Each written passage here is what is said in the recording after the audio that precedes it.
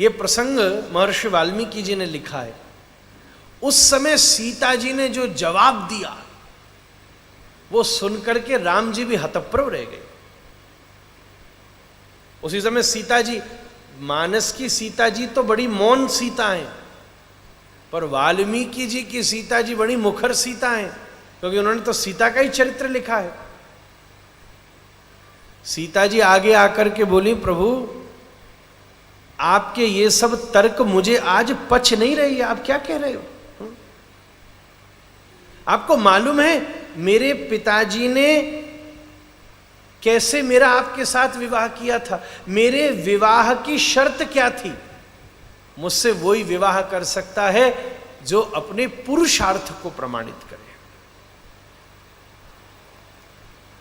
धनुष पर जो प्रत्वंचारोपण कर सके उसी से मेरा पाणी ग्रहण होगा।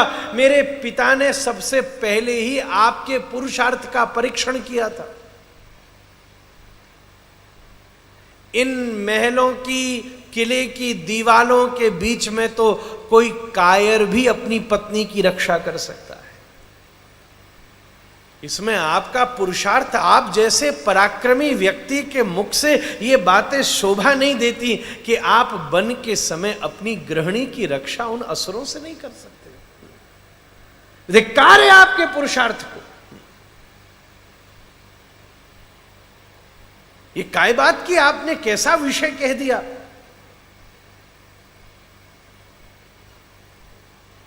राम जी तो चौंक गए महाराज, स्तब्ध मौन खड़े हो गए। सीता जी बोल रहे, राम जी सुन रहे कि बात तो सही कह रही है। जब अपना वीर्य शुल्क देकर के किसी पाणी ग्रहण को स्वीकार किया गया हो, तो आज पौरुषत्व से राम कैसे पीछे हट सकते हैं? ठीक है मां, फिर अगर आपकी आज्ञा है तो मैं सीता को साथ लेकर जाऊंगा, पर मेरी एक शर्त है। इस पूरी अयोध्या में जिस जिस वस्तु को सीता अपना कहती है वो सब वस्तु का परित्याग करके जाना होगा। सीता जी ने कहा, ये इसमें कौन सी बड़ी बात है?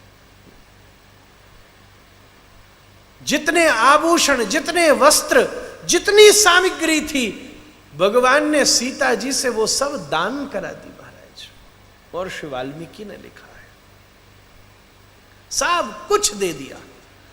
जो वस्त्र और आभूषण सीता जी पहन करके गई हैं वो सीता जी के नहीं है, वो वस्त्र और आभूषण अरुंधति के द्वारा सीता जी को पहनाए गए हैं। गुरुदेव वशिष्ठ की पत्नी का नाम था अरुंधति। अरुंधति ने सीता जी का श्रृंगार किया है और उन वस्त्रों को पहन करके गए हैं। अब मैं आपको 2 घंटा में क्या सुनाऊं ज्यादा। कभी मेरी दादी जी ऐसी कृपा करें, कम से कम 9 दिन का सत्र बने, जब तो कुछ रामायण पर चर्चा हो सकती है। कम से कम की बात है ये तो होता ही है, कम 9 दिन से कम तो होती ही नहीं है। और आगे तो बात अलग है महाराज। सही बात तो ये है, हम तो केवल सब लोग बैठे आचमन कर रहे हैं, स्नान के लिए तो बड़ा समय चाहिए। सीता जी ने साफ दे दिया।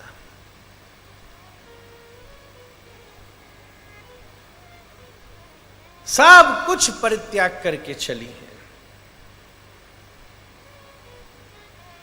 आपकी सुविधा में आपका सहयोगी कोई भी हो सकता है, पर आपकी असुविधा में जो आपका सहयोगी है वही आपका सबसे बड़ा सहयात्री है, सबसे बड़ा प्रेमी है।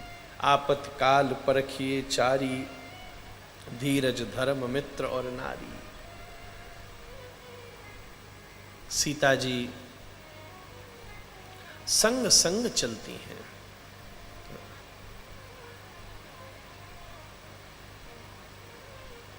जिसके पास सुविधा के सारे संदर्भ हों, वो अगर आपके साथ चलने को तैयार हो असुविधा में, वही आपका सबसे बड़ा जीवन सहयोगी है महाराज।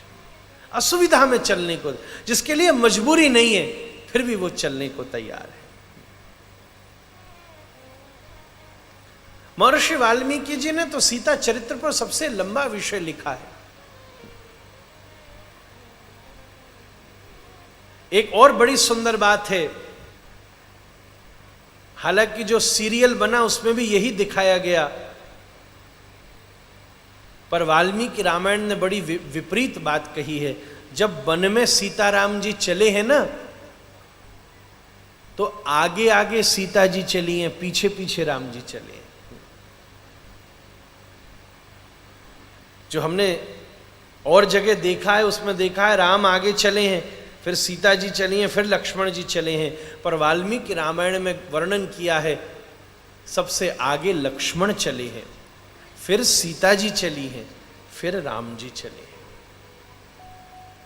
और होता भी ऐसे ही है, सबसे पहले गुरु चलता है, फिर भक्ति चलती है, और फिर भगवान चलते हैं। महाराज, आपके जीवन का भी क्रम ऐसा ही है।